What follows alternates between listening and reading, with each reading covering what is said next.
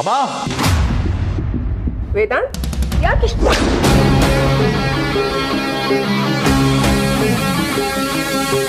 ಯಾಕೆ ವೇದಾಂತ್ ಇಷ್ಟೊಂದು ಸಿಟ್ಟು ಮಾಡ್ಕೊಂಡಿದ್ಯಾ?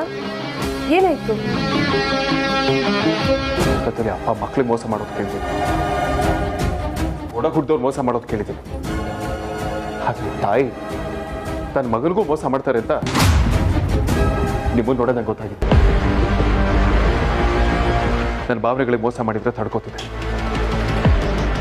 ಆದ್ರೆ ನೀವು ಮಾಡಿರೋದು ನಂಬಿಕೆ ದ್ರೋಹ. ನಾನು ಅದನ್ನು ಯಾವತ್ತೂ ಕ್ಷಮಿಸಲ್ಲ. ವೇದಾಂತ್, ನೀನ್ ಏನ್ ಮಾತಾಡ್ತಾ ಇದೀಯ ನನಗೆ ಅರ್ಥ ಆಗ್ತಾ ಇಲ್ಲ. ನನ್ನ ನಂಬಿಕೆ, ಪ್ರೀತಿ, ವಿಶ್ವಾಸ ಎಲ್ಲದಕ್ಕೂ ಮೋಸ ಮಾಡಿದ್ರೆ ಜೀವನದಲ್ಲಿ ನೀನು ಯಾರು ನಂಬಾರ್ದು ಅಂತ ಪಾಠ ಕಲಿಸಿದೆ. ಹೆಚ್ಚಾಗಿ ತಾಯಿಯೇನೋ ಪವಿತ್ರವಾದ ಸ್ಥಾನಕ್ಕೆ ಮೋಸ ಮಾಡಿದ್ದೀರ.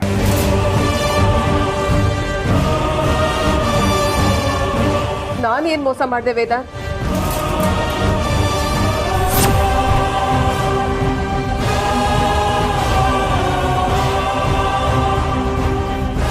ಏನ್ ಮೋಸ ಮಾಡಿದ್ರು? ಸ್ವಲ್ಪನಾದ್ರೂ ಮನಸ್ಸಾಕ್ಷಿ ಅನ್ನೋದೇ ಬೇಡವಾ? ನಿಜ ಹೇಳಿ, ನಾವು ನಿಮ್ಮ ಹೆತ್ತು ಮಕ್ಕಳೇ ಆಗಿದ್ದಿದ್ರೆ ಈ ಕೆಲಸ ಮಾಡ್ತಿದ್ರೆ ನಾವು ನಿಮ್ಗೆ ತೋರಿಸಿರೋ ಪ್ರೀತಿನ ಅರ್ಧದಷ್ಟು ಪ್ರೀತಿ ಆದ್ರೂ ನಮಗೆ ತೋರಿಸ್ಬೋದಿತ್ತಲ್ವಾ?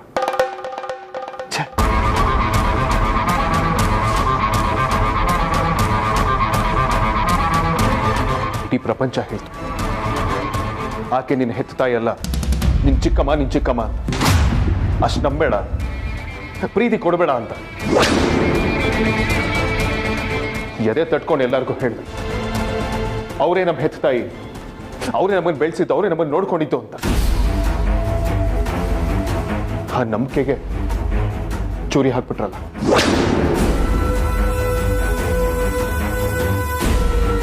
ಮುಂದೆಯಿಂದ ಚೂರಿ ಹಾಕಿದ್ರೆ ಓಕೆ, ಬೆನ್ ಹಿಂದೆ ಚೂರಿ ಹಾಕಿದ್ರಲ್ಲ. ವೇದಾಂತ್, ನೀನ್ ಏನ್ ಮಾತಾಡ್ತಾ ಇದೆಯಾ? ನನಗಂತೂ ಒಂದು ಅರ್ಥ ಆಗ್ತಾ ಇಲ್ಲ.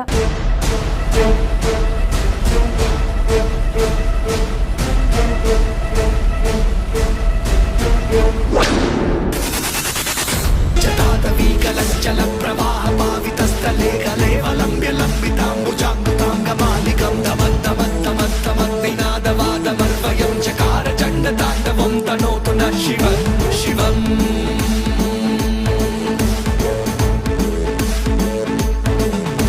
ಚಟಾಕಟಾ ಸಂಭ್ರಮ ಪ್ರಮಾಣಿಲಿಂಬ ನಿರ್ಜನಿ ವಿಲೋಲ ವಿಚ್ಚಿವಲ್ಲರಿ ವಿರಾಜ. ಏನಾದ್ರೂ ನೋವಾದಾಗ ಅಮ್ಮ ಅಂತೀನಿ.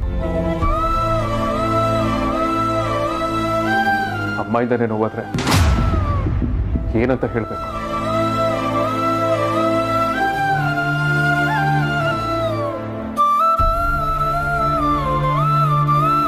ನನಗೆ ಬರ್ತಿರೋ ಕೋಪಕ್ಕೆ ನಾನು ಏನ್ ಮಾಡ್ತೀನೋ ನನಗೆ ಗೊತ್ತಿಲ್ಲ. ನಿಮ್ ಕಣ್ಣಲ್ಲಿ ಕಣ್ಣಿಟ್ಟು ನೋಡೋದಕ್ಕೂ ನನಗೆ ಮನಸ್ಸಿಲ್ಲ.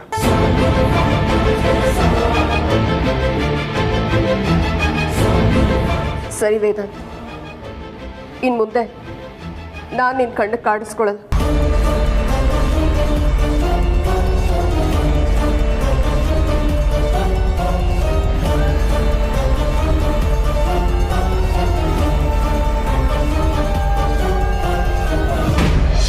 ಬೇಕು ಅಂತ ಮಾಡಿಲ್ಲಮ್ಮ. ಆ ಟೈಮಲ್ಲಿ ಅಪ್ಪನಾದ್ರೂ ಏನ್ ಮಾಡ್ತಾರೆ ಹೇಳು? ಮಾತಾಡಮ್ಮ ಪ್ಲೀಸ್ ಅಮ್ಮ, ನನ್ ಮುಖ ನೋಡಮ್ಮ.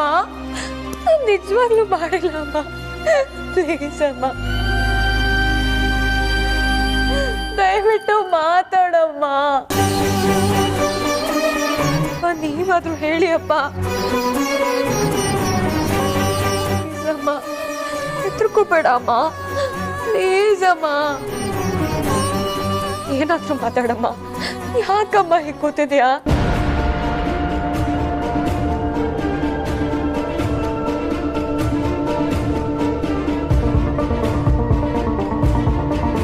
ರೀ, ನೀವು ಸರಿಯಾಗಿ ಮಾಡಿದ್ದೀರಾ.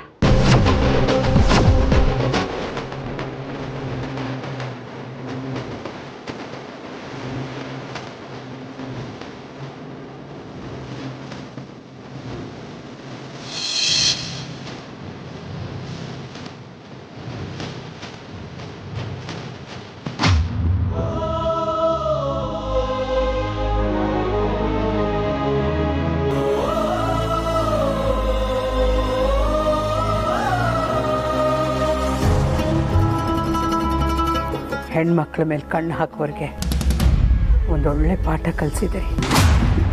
ನಾನೇ ಎಷ್ಟೋ ಸಲ ಅನ್ಕೋತಾ ಇದ್ದೆ ಅವನಿಗೆ ಸಾವು ಬರಬಾರ್ದ ಅಂತ. ಹಾಗೆ ಅನ್ಕೊಂಡೆ ದಿನ ಕೊರಗ್ತಾ ಇದ್ದೆ. ಆದರೆ ನೀವು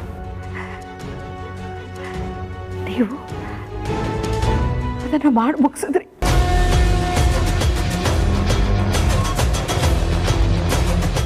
ಆದರೆ ನೀವ್ಯಾಕ್ರಿ ಈ ವಿಷಯ ನನ್ನಿಂದ ಮುಚ್ಚಿಟ್ರಿ? ನನ್ನ ಮೇಲೆ ನಿಮಗೆ ನಂಬಿಕೆ ಇರಲಿಲ್ವಾ? ಇದು ನಂಬಿಕೆ ಪ್ರಶ್ನೆ ಅಲ್ಲ ಪರಿ. ನಿನಗೆ ವಿಷಯ ಗೊತ್ತಾದರೆ ನೀನು ತುಂಬ ಗಾಬರಿ ಆಗ್ತೀಯ ಅಂತ ಹೇಳಲಿಲ್ಲ ಅಷ್ಟೆ.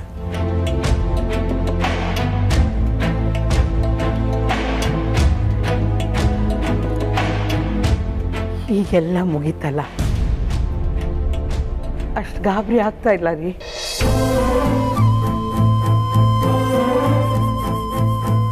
ಇದನ್ನ ನೀವೇನಾದರೂ ಮೊದಲೇ ಹೇಳ್ಬಿಟ್ಟಿದ್ದಿದ್ರೆ ತುಂಬ ಆತಂಕ ಆಗಿರೋದು. ಆದರೆ ಈಗೆಲ್ಲ ಮುಗೀತಲ್ಲ, ಏನು ಚಿಂತೆ ಇಲ್ಲ ಬಿಡಿ, ಏನು ಚಿಂತೆ. ಇದ್ಯಾವುದು ಮುಗ್ದಿಲ್ಲ ಪರಿ. ಯಾಕಪ್ಪ? ಏನೇನೂ ಮುಗ್ದಿಲ್ಲ, ಇದು ಶುರುವಾತು ಅಷ್ಟೆ. ನಮ್ಮ ಮೇಲಿರೋ ಅಪವಾದ ನಮ್ಮ ಜೀವನ ಪೂರ ಇರುತ್ತೆ.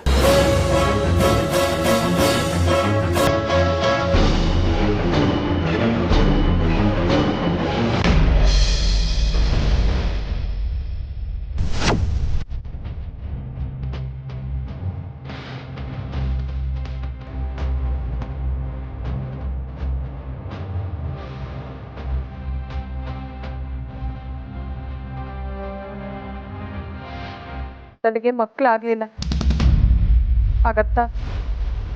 ನನಗೆ ಮಕ್ಕಳಿಲ್ಲ ಅಂತ ಯಾವತ್ತೂ ಕೊರಗಲಿಲ್ಲ. ನಿಮ್ಮನ್ನೇ ನನ್ನ ಸ್ವಂತ ಮಕ್ಕಳು ಅಂತ ಸಾಕಿ ಬೆಳೆಸ್ದೆ. ಕಡೆವರೆಗೂ ಅಮ್ಮ ಅನ್ನೋ ಪ್ರೀತಿ ಕೊಡ್ತೀರಾ ಅಂದ್ಕೊಂಡೆ. ಆದರೆ ಇವತ್ತೇ ಗೊತ್ತಾಗಿತ್ತು ನಿಮ್ಮ ಮನಸ್ಸಲ್ಲಿ ನನಗೆ ಆ ಸ್ಥಾನ ಇಲ್ಲ ಅಂತ.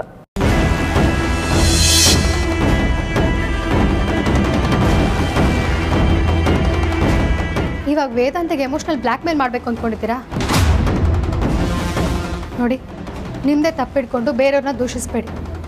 ನಿಮ್ಮಿಂದ ಈ ಮನೆಗೆ ಆಲ್ರೆಡಿ ತುಂಬ ಪ್ರಾಬ್ಲಮ್ಸ್ ಆಗ್ತಾ ಇದೆ. ಇಲ್ಲ, ಖಂಡಿತ ಇಲ್ಲ. ಹಾಗಿದ್ರೆ ಇವಾಗ ನೀವು ನೋಡಿದ ಫೋಟೋ ಸುಳ್ಳು ಹೇಳುತ್ತಾ? ನೀವು ಅಗ್ನಿನ ಭೇಟಿ ಮಾಡಿದ್ನ ಸುಳ್ಳ? ಅಗ್ನಿ ಜೊತೆ ಸೇರಿಕೊಂಡು ಈ ಮನೆನ ಸರ್ವನಾಶ ಮಾಡೋದಕ್ಕೆ ಹೊರಟಿದ್ದೀರಲ್ಲ, ಅದು ಸುಳ್ಳ? ನಿಮ್ಮನ್ನೇ ಕೇಳ್ತಿರೋದು, ಮಾತಾಡಿ. ಓ, ಈಗ ನಾನು ಅಗ್ನಿನ ಮೀಟೇ ಮಾಡಿಲ್ಲ ಅಂತ ಹೇಳಕ್ ಹೋಗ್ಬೇಡಿ. ಇಲ್ಲ, ನಾನು ಅಗ್ನಿನ ಮೀಟ್ ಮಾಡಿದ್ದು ನಿಜ.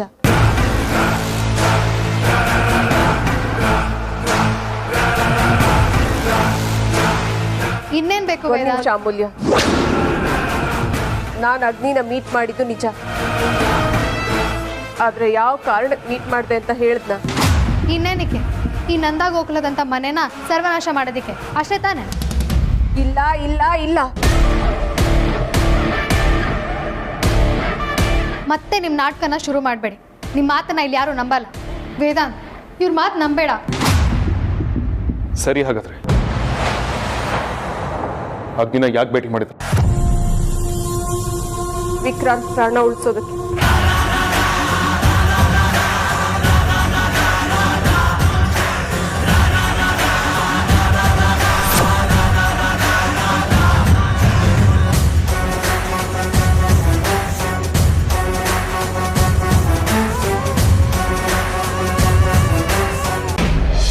ಹೆದರ್ಕೋಬೇಡ ಕಂದ, ಧೈರ್ಯದಿಂದ ಇರು. ಏನೇ ಬರಲಿ ನಾವು ಅದನ್ನು ಎದುರಿಸೋಣ. ನಾವೆಲ್ಲರೂ ಒಗ್ಗಟ್ಟಿಂದ ಇರೋಣ. ಅಲ್ಲ ಅಪ್ಪ, ಇದಕ್ಕೆಲ್ಲ ಕೊನೆ ಅನ್ನೋದೇ ಇಲ್ವಾ? ಊರಿನಲ್ಲಿ ಶಾರದಜ್ಜಿ ಇದ್ರು ಗೊತ್ತಾ? ನಿನಗೆ ಮುತ್ತಜ್ಜಿ ಆಗಬೇಕು. ಅವ್ರಿಗೆ ಒಂದ್ಸಲ ಬೆನ್ನು ಕಾಣಿಸ್ಕೊತ ಡಾಕ್ಟ್ರ್ ಹತ್ರ ಹೋಗಿ ತೋರಿಸಿದಾಗ ಡಾಕ್ಟ್ರು ಆ ಬೆನ್ನೋವು ವಾಸಿ ಆಗೋದೇ ಇಲ್ಲ ಅಂತ ಹೇಳಿ ಕಳಿಸ್ಬಿಟ್ರು. ಆದರೆ ಸುಮಾರು 1 ತಿಂಗಳಾದಮೇಲೆ ನಾನು ಮತ್ತೆ ಊರಿಗೆ ಹೋದಾಗ ಅಜ್ಜಿಗೆ ಬೆನ್ನೋವು ಇರಲಿಲ್ಲ. ಹೇಗೆ ಗೊತ್ತಾ? ಇಲ್ಲಪ್ಪ, ಗೊತ್ತಿಲ್ಲ. ನಾನು ಅಜ್ಜಿನ ಹೋಗಿ ಕೇಳಿದೆ, ಔಷಧಿ ಇಲ್ಲ, ಉಪಚಾರ ಇಲ್ಲ, ಹೇಗೆ ವಾಸಿ ಆಗೋಯ್ತು ಬೆನ್ನೋವು ಅಂತ. ಅಜ್ಜಿ ಹೇಳಿದ್ಲು, ನೋವು ಇದೆ ಅಂತ ಅಂದ್ಕೊಂಡ್ರೆ ಇರುತ್ತೆ, ಇಲ್ಲ ಅಂತ ಅಂದ್ಕೊಂಡ್ರೆ ಇರೋಲ್ಲ. ನಾನು ಈ ನೋವಿನ ಜೊತೆ ಬದುಕೋದನ್ನು ಅಭ್ಯಾಸ ಮಾಡ್ಕೊಂಡಿದ್ದೀನಿ ಅಂತ. ಹಾಗೆ ನಾವು ಈ ಪರಿಸ್ಥಿತಿ ಜೊತೆ ಬದುಕೋದನ್ನು ಅಭ್ಯಾಸ ಮಾಡ್ಕೋಬೇಕು. ಆಗ ನಮಗೆ ಕಷ್ಟ ಅಂತ ಅನಿಸೋದೇ ಇಲ್ಲ. ಅಲ್ಲಪ್ಪ, ಈಗೇನು ತೇಜಸ್ ಬಾಡಿ ಸಿಕ್ಕಿಲ್ಲ, ನಾವು ಸಿಕ್ಕಾಕೊಂಡಿಲ್ಲ. ಆದ್ರೆ ತೇಜಸ್ ಬಾಡಿ ಸಿಕ್ಕಿದ್ಮೇಲೆ ನಾವು ಸಿಕ್ಕಾಕೋತೀವಲ್ಲಪ್ಪ. ತೇಜಸ್ ದೇಹ ಖಂಡಿತ ಸಿಗೋದಿಲ್ಲ ಮಗಳೇ.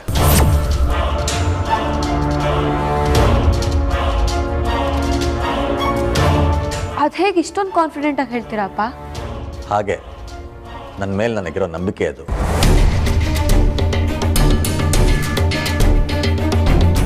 ಅಪ್ಪ, ತೇಜಸ್ ಬಾಡಿ ಎಲ್ಲಿದೆ?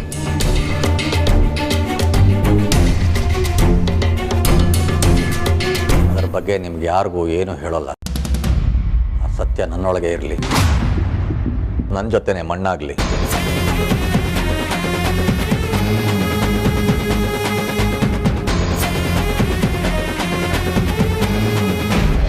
ವೇದಾಂತ್, ಇಲ್ಲ ವೇದಾಂತ್, ಇವ್ರು ಸುಳ್ಳು ಹೇಳ್ತಿದ್ದಾರೆ. ನಮ್ಮ ವಿಕ್ರಾಂತ್ನ ಸಾಯಿಸ್ತೀನಿ ಅಂತ 6 ತಿಂಗಳ ಹಿಂದೆ ಅಗ್ನಿ ಹೆದರ್ಸಿದ್ನಂತೆ. ಅದರಿಂದ ವಿಕ್ರಾಂತ್ ತುಂಬ ಟೆನ್ಷನ್ ಮಾಡ್ಕೊಂಡಿದ್ದ. ಅವನು ಯಾಕೋ ಡಿಸ್ಟರ್ಬ್ ಆಗಿದ್ದಾನೆ ಅಂತ ನಂಗೆ ಅನ್ನಿಸ್ತು. ಅದಕ್ಕೆ ನಾನು ಅವನನ್ನು ಕೂಡಿಸ್ಕೊಂಡು ಒಂದಿನ ಕೇಳಿದೆ. ಆಗ ನನ್ನ ಹತ್ರ ವಿಷಯ ಹೇಳ್ದ. ಆ ಥರ ಏನಾದರೂ ಆಗಿದ್ದಿದ್ರೆ ಭಾವ ನನ್ನ ಹತ್ರ ಹೇಳ್ತಿದ್ರು, ಇಲ್ಲ ನಿನ್ನ ಹತ್ರ ಹೇಳ್ತಿದ್ರು. ನಂಗೆ ಯಾಕೋ ಅತ್ತೆ ಸುಳ್ಳು ಹೇಳ್ತಿದ್ದಾರೆ ಅನಿಸ್ತಿದೆ. ವೇದಾಂತ್, ನಿಮ್ಗಳ ಹತ್ರ ಹೇಳಿದ್ರೆ ನೀನು ಎಲ್ಲಿ ತುಂಬ ಸಿಟ್ಟು ಮಾಡಿಕೊಂಡು ಹೇಗೆ ರಿಯಾಕ್ಟ್ ಮಾಡಿಬಿಡ್ತೀಯೋ ಅನ್ನೋ ಹೆದರಿಕೆಗೆ ಅವ್ನು ನಿನ್ನ ಹತ್ರ ಹೇಳಿಲ್ಲ ಅನ್ಸುತ್ತೆ. ನಿನ್ನ ಹತ್ರ ಹೇಳೋದಕ್ಕೂ ಆಗದೆ, ಒಳಗಡೆ ಬಚ್ಚಿಟ್ಕೊಳ್ಳೋಕ್ಕೂ ಆಗದೆ ಎಷ್ಟು ಒದ್ದಾಡ್ತಾ ಇದ್ದ ಗೊತ್ತಾ? ತುಂಬ ಟೆನ್ಷನ್ ಮಾಡ್ಕೊಂಡಿದ್ದ. ನಂದು ತಾಯಿ ಕರಳು ವೇದಾಂತ್. ನನ್ನ ಮಗ ಅಷ್ಟು ನೋವು ಸಂಕಟ ಪಡ್ತಾ ಇರೋದನ್ನ ನೋಡಿಕೊಂಡು ನನಗೆ ಸುಮ್ಮನೆ ಇರೋದಕ್ಕಾಗಲಿಲ್ಲ.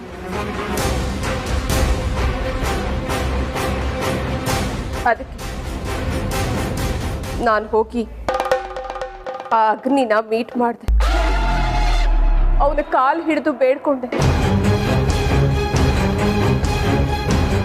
ದಯವಿಟ್ಟು ನನ್ನ ಮಗ ವಿಕ್ರಾಂತ್ಗೆ ಏನು ಮಾಡಬೇಡ, ಅವನನ್ನ ಬಿಟ್ಬಿಡು ಅಂತ.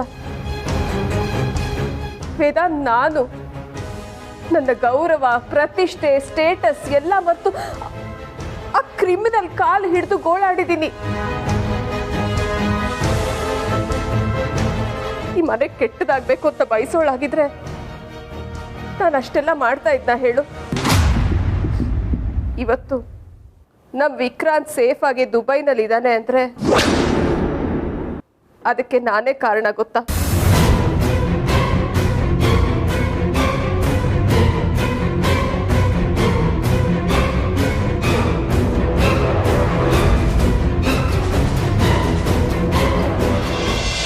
ನಿಮ್ಮ ಜವಾಬ್ದಾರಿ ತಗೊಂಡಾಗ ನನಗಿನ್ನೂ ಚಿಕ್ಕ ವಯಸ್ಸು. ನನಗೂ ಬೇಕಾದಷ್ಟು ಆಸೆಗಳಿತ್ತು, ಕನಸುಗಳಿತ್ತು. ನನ್ನದೇ ಆದ ಸಂಸಾರ ಇರಬೇಕು, ನನ್ನನ್ನು ಅಮ್ಮ ಅಂತ ಕರೆಯೋ ಮಕ್ಕಳಿರಬೇಕು ಅಂತ. ಆದರೆ ನೀವೆಲ್ಲರೂ ಚೆನ್ನಾಗಿರಬೇಕು ಅಂತ ನಾನು ನನ್ನ ಕನಸುಗಳನ್ನೆಲ್ಲ ತ್ಯಾಗ ಮಾಡಿದೆ. ಆದರೆ ಇವತ್ತು ಅನ್ನಿಸ್ತಾ ಇದೆ, ನಾನು ಹೆತ್ತ ಮಕ್ಕಳಾಗಿದ್ರೆ ನನ್ನ ಬಗ್ಗೆ ಹೀಗೆ ಅನುಮಾನ ಪಡ್ತಾ ಇದ್ರಾ ಅಂತ. ಎಷ್ಟೇ ಆದರೂ ನಾನು ಚಿಕ್ಕಮ್ಮ ಅಲ್ವಾ?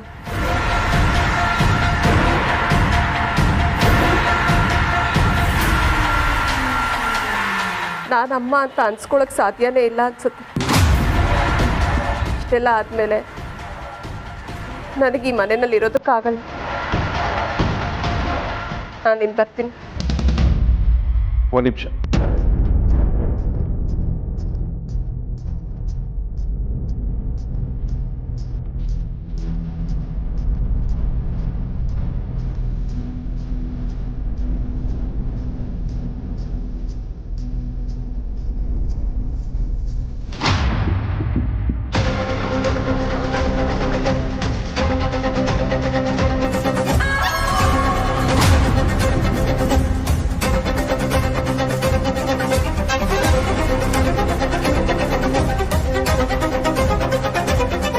ಕ್ಷಮಿಸ್ಬಿಡಿ ಅಮ್ಮ. ವೇದಾಂತ್, ಏನು ಮಾಡ್ತಾ ಇದ್ದೆ ಹೇಳು.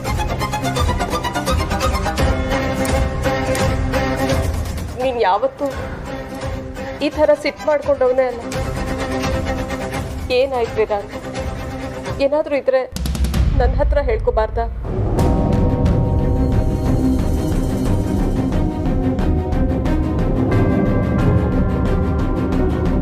ವಿಕ್ರಾಂತ್ ಏರ್ಪೋರ್ಟಿಗೆ ಹೋಗ್ತಾ ಆಕ್ಸಿಡೆಂಟ್ ಆಗ್ತಿರೋದಮ್ಮ.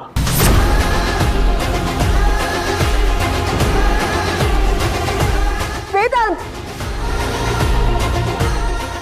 ತಲೆಗಿನ ಕೆಟ್ಟಿದ್ಯಾ? ನಿನಗೆ ತಲೆ ಕೆಟ್ಟಿದ್ಯಾ? ಹೀಗೆಲ್ಲ ಏನೇನೋ ಮಾತಾಡ್ಬೇಡ. ನೀನು ಹೇಳಿದ ಸುಳ್ಳು ಅಂತ ಹೇಳು. ಹೇಳಿದ ಸುಳ್ಳು ಅಂತ ಹೇಳು. ವೇದಾಂತ್, ನಿನ್ಗೆ ಏನಾಗಿದೆ ವೇದಾಂತ್? ಯಾಕೆ ಇಷ್ಟು ಸಿಟ್ಟು ಮಾಡ್ಕೊಂಡಿದ್ದೆ? ಹುಚ್ಚುಚ್ಚಕ್ಕೆಲ್ಲ ಆಡ್ತಾ ಇದ್ಯಾ? I think you are not in your senses Vedant. Please ನನಗೆ ಈ ಥರ ಸುಳ್ಳು ಹೇಳ್ಬೇಡ.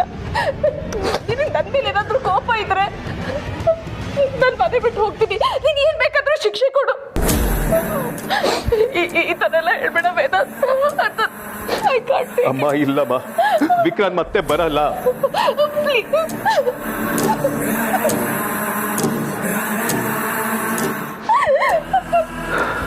ಹೇಳ್ಬೇಡ ವೇದಾಂತ್, ಪ್ಲೀಸ್.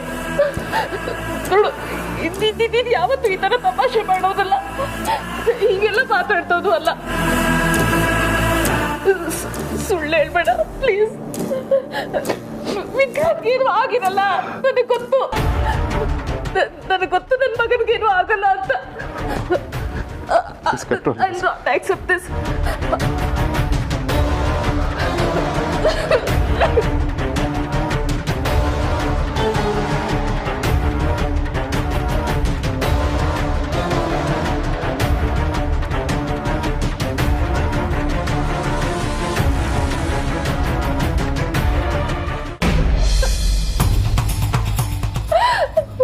ಪ್ಲೀಸ್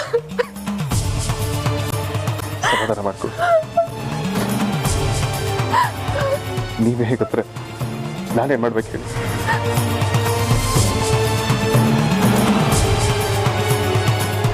ಆರ್ತಿ ತುಂಬಿದ ಗರ್ಭಿಣಿ. ಅವಳಿಗೆ ವಿಚಾರ ಗೊತ್ತಾದ್ರೆ ಅವಳು ತಡ್ಕೊಳ್ಳೋದಿಲ್ಲ. ಹಾಗಾಗಿ ಇಷ್ಟು ದಿನ ಯಾರಿಗೂ ಹೇಳ್ದಾಗಿ ಮನಸ್ಸಲ್ಲಿ ನೋವು ಅನ್ಭವಿಸ್ತಾ ಇದ್ದೀನಿ. ದಯವಿಟ್ಟು ವಿಚಾರ ಮನೇಲಿ ಯಾರಿಗೂ ಗೊತ್ತಾಗೋದು ಬೇಡಮ್ಮ. ನನಗೆ ಗೊತ್ತು ನಿಮಗೆ ಇದನ್ನು ಡೈಜೆಸ್ಟ್ ಮಾಡ್ಕೊಳಕ್ಕಾಗಲ್ಲ. ನನಗೂ ಆಗ್ತಿಲ್ಲ. ಆರ್ತಿಗೋಸ್ಕರಮ್ಮ ಪ್ಲೀಸ್ ಪ್ಲೀಸ್.